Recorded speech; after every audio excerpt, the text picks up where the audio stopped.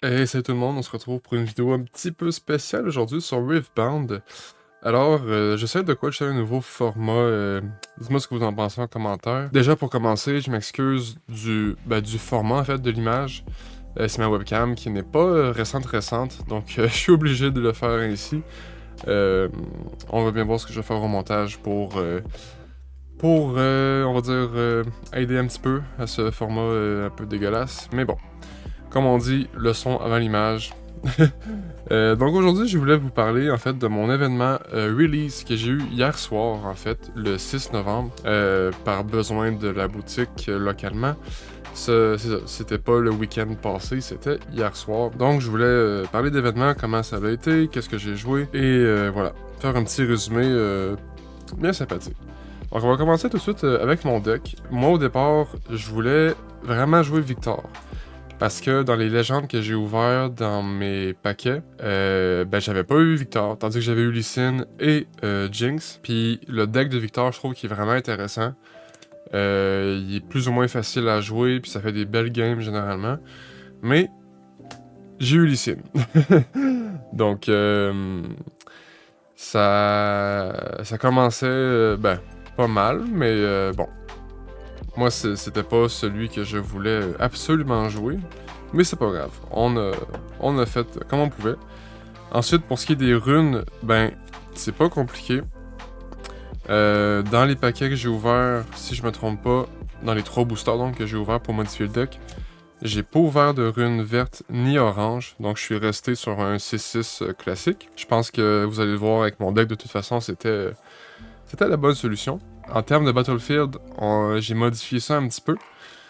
Donc on a le monastère d'Irana. Lorsque vous conquérez ici, vous pouvez dépenser un buff pour pêcher une carte. Donc lui, si je me trompe pas, il est déjà dans le deck par défaut. J'ai mis un Dreaming Tree.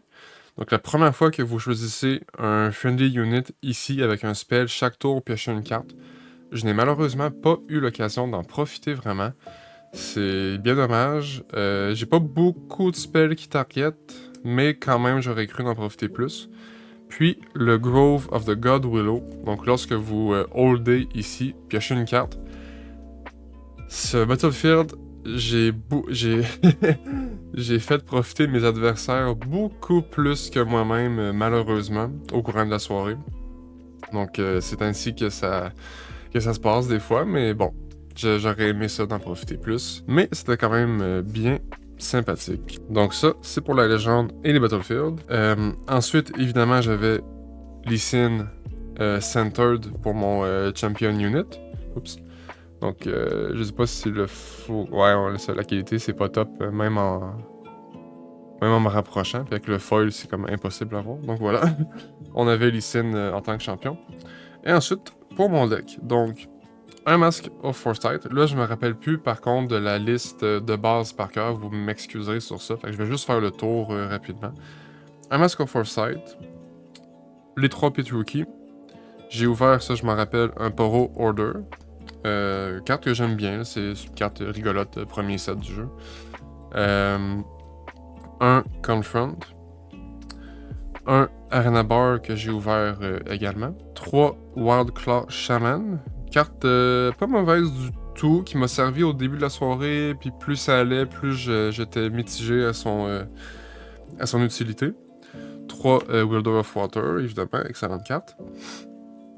3 Wizened Elder, carte qui peut faire très mal, j'ai réussi quelques fois à le buffer pour en profiter, mais sinon, c'est un petit peu mort, je trouve, comme carte pour 4. 3 Stalwart Poro, évidemment, MVP. 2 Stand United. 3 Challenge. 3 First Mate, autre MVP, bien entendu. 3 Discipline. 2 Charm, évidemment, excellente carte, que j'ai utilisée quelques fois au cours de l'événement, mais pas énormément. Ça m'a été utile, mais rien d'incroyable pour être honnête. Et 2 Stormclaw Ursine. Carte qui m'a aidé quelques fois pour protéger des... Une fois, ouais, j'ai protégé une carte qu'on va voir après une fois avec, donc ça c'était bien sympathique. Sinon, c'est pas vraiment une excellente carte, donc j'ai rien vraiment à dire sur elle. Donc je vais faire un petit clean-up, et on va passer aux rares du deck. Donc, pour les rares, commençons avec Mistfall. Est-ce que Mistfall est de base dans le deck parce que ça fit énormément? Ça se pourrait, surtout qu'il y avait quelqu'un d'autre à l'événement qui avait Mistfall dans son deck de Lee Sin. Fait que c'est peut-être de base. Elle m'a servi quand même quelques fois. Surtout au début, quand j'étais un peu plus agressif sur mes plays, puis sans trop savoir quoi faire d'optimal. Une Sona ensuite que j'ai ouvert. Donc Sona, pour rappel, lorsqu'elle est sur un battlefield, je peux redresser 4 runes friendly à la fin du tour. À la fin de mon tour, en fait. J'ai fait l'effet 2 fois, je pense, dans toute la soirée. Ça n'a pas très bien été pour moi, puis all day les battlefields. Justement, une Ahri, donc j'étais vraiment content d'ouvrir Ahri. Rare qui n'est pas hyper populaire en ce moment, qui est pas vraiment joué. Mais c'est le genre de carte qu'il faut toujours, je pense, garder un œil sur elle. Puis moi, ben, je l'adore. J'ai joué quelques fois, puis c'est elle, justement, que j'ai réussi à protéger avec le Stormclaw Ursine. Ouais. Je l'ai protégé une fois avec, sinon je l'ai joué 2-3 autres fois, mais sans grand succès malheureusement. Et ma dernière rare, c'était Udyr. Un gros Udyr que j'ai réussi...